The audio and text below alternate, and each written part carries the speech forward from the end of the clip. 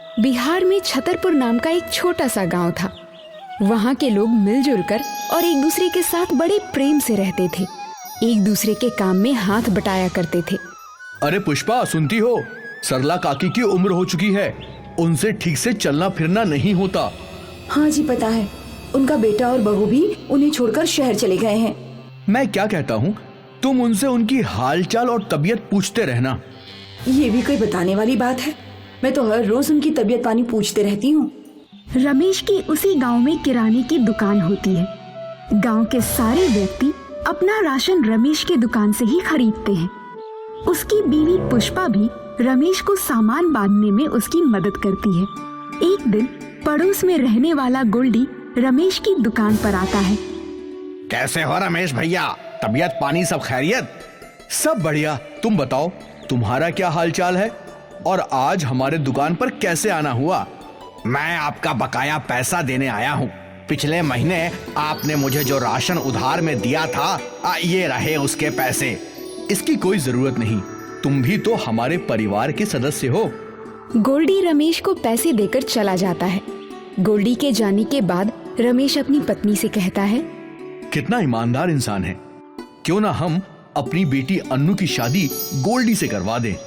वाह क्या बात कही है, आपने तो मेरे मन की बात कह दी।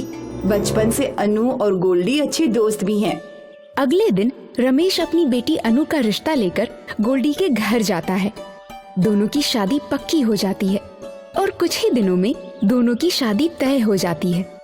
सभी शादी की तैयारियों में जुट जाते हैं। दूसरी तरफ गब्बर सिंह अपने डाकुओं के साथ गांव में हमला करने की तैयारी कर लेता है। सुना है छतरपुर गांव के लोग बहुत खुशियां मना रहे हैं, वहाँ शादियां हो रही हैं। सही कहा सरदार, छतरपुर बहुत ही छोटा सा गांव है। वहाँ आसपास ना कोई पुलिस स्टेशन है और ना ही मोबाइल का नेटवर्क। हमारा अगला शिकार छतरपुर गांव बन सकता है। सही कहा तुमने, वहाँ कोई खतरा भी नहीं है, लेकिन मैंने सुना है वहाँ के लोगों में बहुत एकता है, इसीलिए हमें पूरी तैयारी के साथ जाना पड़ेगा। आप चिंता नहीं करिए सरदार, पिछली बार जो हमने मिनी जेसीबी चुराई थी, उसकी मदद से हम उस गांव में जाकर हमला करेंगे। वाह क्या आइडिया है। रमेश की बेटी अनु और गोल्डी के शादी के दिन गब्बर सिंह अपने डाकुओं के साथ मिनी जेसीबी लेकर गांव पर हमला कर देता है। रमेश और उसकी पत्नी पुष्पा के सामने वो गन तानकर खड़ा हो जाता है। अरे चल, तू अपना सारा पैसा निकाल कर इस मिनी जेसीबी में रख दे और अपनी पत्नी से भी बोल सारे जेवर उतार कर जेसीबी में रख देगी। हम अपना सारा धन दौलत तुम्हें दे देंगे, लेकिन मेरी बेटी की शादी हो जाने दो। एड़ा समझा है क्या? हम डाकू हैं, तुम्हारे शादी में आए हुए मेहमान नहीं जो तुम्हारे बोलने के अनुसार काम करेंगे। अपनी बेटी से भी बोल सारे सोने के जेवर उतार कर हमें दे दे, वरना दूल्हे को उड़ा देंगे। नहीं नहीं, हम पर दया कीजिए, ये सारे गहने और जेवरात ले जाइए, लेकिन मेरे होने वाले पति की जान मत लीजिए। आप शादी के दिन हमारे घर पर आए हैं तो खाना खाए बिना यहाँ से नहीं जाइएगा। हमारे घर का रिवाज है, शादी के दिन जो भी आता है उसे बिना खाना खिलाए नहीं जाने देते। तभी गब्बर सिंह का एक साथी उसके कान में कहता है, वैसे भी हमने सारा माल लूट लिया है, अब हम यहाँ खाना खा ही लेते हैं। वैसे भी जंगल में लकड़ियाँ जलाकर खाना बनाना बहुत मुश्किल है। कल आपकी टंगड़ी कबाब बनाते वक्त लकड़ी में ज्यादा आग लग गई थी तो टंगड़ी कबाब पूरी तरह जल गई थी। तुम सही कहते हो, वैसे भी खाना खाने में क्या जा रहा है।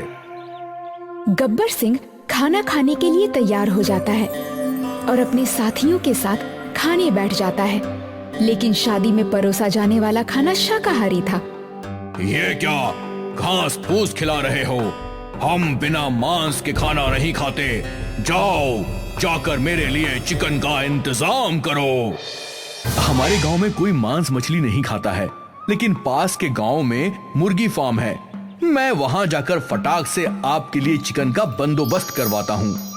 ठीक है, जाओ जाओ और जल्दी से मेरे लिए चिकन का इंतजाम करो। मेरी एक रिक्वेस्ट है, अगर आप अपनी मिनी जेसीबी कुछ देर के लिए मुझे दे दें तो मैं आपके लिए जल्द से जल्द चिकन का इंतजाम कर पाऊंगा। ठीक है, जल्दी जाओ, लेकिन तुम्हारे साथ मेरा आदमी भी जाएगा। ठीक है, मुझे कोई आपत्ति नहीं है। रमेश गब्बर सिंह की मिनी जेसीबी लेकर पास के गांव में चिकन लाने के लिए निकल पड़ता है। उसके साथ गब्बर सिंह का साथी भी होता है। रमेश मुर्गी फार्म के पास अपनी मिनी जेसीबी खड़ी कर देता है। देखो भाई साहब, मुझे इन मुर्गियों के बारे में कोई आइडिया नहीं है। आपको इनमें से जो भी मुर्गी पसंद आए आप पकड़कर जेसीबी में भर लो। वाह, हमारी तो लॉटरी लग गई, आज पेट भरकर खाना मिलेगा। डाकू मुर्गी के पीछे भागकर मुर्गी पकड़ने लगता है। तब तक रमेश मुर्गी फार्म के पीछे बने पुलिस स्टेशन में जाकर डाकुओं के बारे में जानकारी दे देता है। इंस्पेक्टर साहब, हमारे गांव में डाकू गब्बर सिंह ने हमला कर दिया है। आप जल्दी चलकर उसे पकड़ लीजिए। पुलिस 2 साल से गब्बर सिंह को पकड़ने की कोशिश कर रही है। आज वो हमारे हाथ से बचकर नहीं भाग पाएगा। तुम अपनी मिनी जेसीबी लेकर आगे बढ़ो, हम तुम्हारे पीछे पीछे भेष बदल कर आते हैं। डाकू तब तक मोटी ताजी 8-10 मुर्गियां पकड़कर जेसीबी में भर लेता है। चलो जल्दी चलो, हमारे सरदार को भूख लगी होगी। हाँ, हमें भी जल्दी से छतरपुर गांव पहुंचना चाहिए। रमेश मिनी जेसीबी चलाकर अपने गांव पहुंच जाता है और उसके पीछे पीछे पुलिस वाले भी भेष बदलकर वहां पहुंच जाते हैं। आने में इतनी देर क्यों हो गई? तुम्हारी खातिरदारी करने का इंतजाम करने में वक्त लग गया। ये देखो सरदार, मैंने एकदम मोटी ताजी लजीज मुर्गियां पकड़ कर लाई हैं। तभी वहाँ पुलिस गब्बर सिंह और उसके साथियों को अपने कब्जे में ले लेती है। चलो, अब हम तुम्हारी खातिरदारी पुलिस स्टेशन में करेंगे। अरे बेवकूफ, तुम्हारे होते हुए भी ये रमेश अपने साथ पुलिस लेकर चला आया। पुलिस गब्बर सिंह और उसके साथियों को जेल में बंद कर देती है। रमेश की बेटी अनु और गोल्डी की शादी धूमधाम से हो जाती है। उमेश रामपुर गांव के सरकारी स्कूल में हेडमास्टर था। स्कूल के सारे बच्चे उमेश से बहुत डरते थे। उमेश बहुत ही सख्त स्वभाव का इंसान था। अरे यार, आज तो उमेश सर चेकिंग के लिए आने वाले हैं। मैं गलती से अपना जूता साफ करना भूल गया। आज तो खैर नहीं है। अरे टेंशन क्यों ले रहा है? अपने सफेद जूते पर चौक रगड़ दो, सर को कुछ भी पता नहीं चलेगा। सर की नजर बाज से भी ज्यादा तेज है। अगर उन्होंने तुम्हारे गंदे जूते देख लिए तो तुम्हारी अच्छी खासी पिटाई होगी। कैसी दोस्त हो तुम, मेरा टेंशन कम करने की बजाय बढ़ा रही हो। सोनू सर के आने से पहले अपने सफेद जूतों में चौक घसने लगता है। तभी उमेश सर क्लास में पहुंच जाते हैं और सोनू को जूते में चौक रगड़ते हुए देख लेते हैं। सोनू सर को देखकर डर जाता है और चौक अपने पीछे छिपा लेता है। ये क्या हो रहा है? तुम्हें घर में जूते साफ करने का वक्त नहीं मिलता, जो स्कूल में आकर जूते में चौक रगड़ रहे हो। सॉरी सर, गलती हो गई, अगली बार ऐसा नहीं होगा। मैं ऐसा मौका होने ही नहीं दूंगा। तुम्हारी सजा ये है, स्कूल खत्म होने के बाद स्कूल की आंगन की तुम सफाई करोगे। माफ कर दीजिए सर। फिर से अगर तुमने ऐसी गलती की तो तुमको स्कूल की वॉशरूम साफ करना पड़ेगा। उमेश सर क्लास में आकर सभी की कॉपी चेक करने लगते हैं। रिया की कॉपी में कवर नहीं लगा हुआ था। ये क्या है? तुम्हारी कॉपी में कवर क्यों नहीं लगा हुआ है? सॉरी सर, ये मेरी नई कॉपी है। मैं अगली बार इसमें कवर चढ़ा लूंगी। जाकर पीछे वाली बेंच पर हाथ खड़े कर कर खड़े हो जाओ, और अगली बार ऐसी गलती की तो तुम्हें क्लास से बाहर कर दूंगा। रिया क्लास की सबसे पीछे वाली सीट पर जाकर हाथ खड़ा करके खड़ी हो जाती है। रिया को खड़ा देख रश्मि उसे चिढ़ाने लगती है। तभी उमेश सर की नजर रश्मि पर चली जाती है। बहुत हंसी आ रही है तुम्हें। जाओ, तुम भी साथ में जाकर खड़े हो जाओ। पूरी कक्षा तुम दोनों खड़े खड़े पढ़ाई करोगे। सॉरी सर, इस बार माफ कर दीजिए सर। No sorry. रश्मि भी रिया के साथ जाकर पीछे कान पकड़कर खड़ी हो जाती है। दोनों पूरा दिन खड़े खड़े ही क्लास अटेंड करती हैं। छुट्टी के बाद सोनू स्कूल की आंगन की सफाई करने के बाद घर जाने लगता है। रश्मि और रिया सोनू का स्कूल के बाहर इंतजार कर रही होती हैं। मैं तो थक गया, आंगन साफ करने में मेरा पूरा दम निकल गया। ये उमेश सर के कठोर स्वभाव की वजह से आज तक इनकी शादी नहीं हुई है। हाँ, सही कहा तुमने। हमेशा बच्चों के ऊपर चिल्लाते रहते हैं और हमें सजा देते रहते हैं। अगले दिन क्लास में एक नई टीचर आती हैं। वो देखने में बहुत ही सुंदर और कोमल स्वभाव की होती हैं। Good morning teacher. Good morning बच्चों, सभी कोई अपनी सीट पर बैठ जाएं। मुझे आप लोगों से मिलकर बहुत अच्छा लगा। उमा मैडम बहुत अच्छे से बच्चों से बात करती हैं और बहुत प्यार से बच्चों को समझाती हैं। बच्चों को उमा मैडम का पढ़ाया गया सारा सिलेबस फटाफट याद हो जाता था। एक दिन उमा मैडम अपनी क्लास ले रही थी और तभी उमेश सर क्लास में आ जाते हैं। उमेश सर को देखकर सारे बच्चे डर जाते हैं और सीधे बैठ जाते हैं। मैं देख रहा हूँ आजकल तुम लोगों की क्लास में बहुत शोर आने लगा है। अगर आगे से ऐसा ही शोर आता रहा तो मैं पूरे क्लास को दिन भर धूप में खड़ा रखूंगा। सर, आखिर तो ये बच्चे हैं, ये शरारत नहीं करेंगे तो कौन करेगा? और मस्ती से पढ़ने में ही तो बच्चे अच्छे से सीख पाते हैं। हाँ मैडम, आप बिल्कुल सही कह रही हैं। मैं भी हमेशा बच्चों को प्यार से ही समझाता हूँ। बच्चे उमेश सर की बात सुनकर हैरान थे। दरअसल उमेश सर उमा मैडम को मन ही मन पसंद करने लगे थे, इसीलिए उनकी हाँ में हाँ मिला रहे थे। एक दिन सोनू और रिया को स्कूल आने में देर हो गई। उमेश सर दोनों को लेट देखकर गुस्सा करने लगते हैं और दोनों की छड़ी से पिटाई करने लगते हैं। ये कोई वक्त है स्कूल का? तुम दोनों बहुत बिगड़ गए हो, ऐसे नहीं मानोगे। सर, वो बीच रास्ते में हमारी साइकिल पंचर हो गई थी, इसलिए आने में देर हो गई। हाँ सर, सोनू सच कह रहा है। तुम्हें घर से पहले निकलना चाहिए था। इस बात की सजा तो तुम दोनों को जरूर मिलेगी।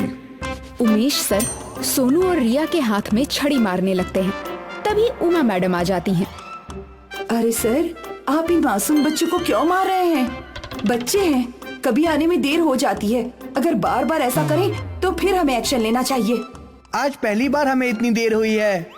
कोई बात नहीं बच्चों, जाओ जाकर पढ़ाई करो। उमेश सर उमा मैडम की बात मानकर सभी बच्चों को क्लास में जाने देते हैं। धीरे धीरे उमेश सर का स्वभाव भी उमा मैडम की तरह कोमल होने लगता है। अरे यार, हमारे उमेश सर तो बिल्कुल बदल गए हैं। हाँ, सही कहा तुमने। पहले हम पर कितना गुस्सा करते थे, हमें कठोर से कठोर सजा देते थे, लेकिन अब उमा मैडम के आने के बाद वो बिल्कुल कोमल स्वभाव के हो गए हैं। एक दिन सोनू अपना होमवर्क करना भूल जाता है। उमेश सर सभी का होमवर्क चेक कर रहे होते हैं। तुम बच्चे कुछ ज्यादा ही बिगड़ते जा रहे हो। आज होमवर्क नहीं किया, कल स्कूल आना छोड़ दोगे। नहीं सर, कल मेरी तबीयत ठीक नहीं थी, इसलिए मैं होमवर्क नहीं कर पाया। तुम्हें इस बात की सजा जरूर मिलेगी। उमेश सर सोनू को क्लास से बाहर निकालकर मुर्गा बना देते हैं। तभी वहाँ उमा मैडम आ जाती हैं। अरे बेटा सोनू, तुम्हारी तो तबीयत खराब है ना, तो फिर तुम क्लास के बाहर क्यों बैठे हो? मैडम, तबीयत खराब होने की वजह से मैं होमवर्क नहीं कर पाया। उमेश सर ने मुझे क्लास से निकाल मुर्गा बना दिया है। तुम मेरे साथ क्लास के अंदर चलो। उमा मैडम क्लास में जाकर उमेश सर को समझाती हैं। सोनू ने मुझे कल फोन पर बता दिया था कि उसकी तबीयत ठीक नहीं है। आपके सख्त स्वभाव की वजह से आज इसकी तबीयत ज्यादा बिगड़ सकती थी। मैं तो बस बच्चों में अनुशासन लाना चाहता हूँ। बच्चों को प्यार से भी समझाया जाता है। अगर हम बच्चों को हमेशा डांट या मार कर समझाएंगे तो वो चिड़चिड़े हो जाएंगे और वो अपना गुस्सा कहीं और निकालेंगे। इसलिए हमें बच्चों से हमेशा प्यार से बात करनी चाहिए। आखिर ये बच्चे हमारे देश का भविष्य हैं। मुझे माफ कर दीजिए मैडम, मैं समझ गया हूँ। अगली बार से मैं हमेशा बच्चों से प्यार से ही बात करूँगा। उस दिन के बाद उमेश सर बच्चों के साथ प्यार से पेश आने लगते हैं। कुछ ही दिनों बाद उमेश सर और उमा मैडम की शादी हो जाती है और उमेश सर भी उमा मैडम की तरह कोमल स्वभाव के हो जाते हैं।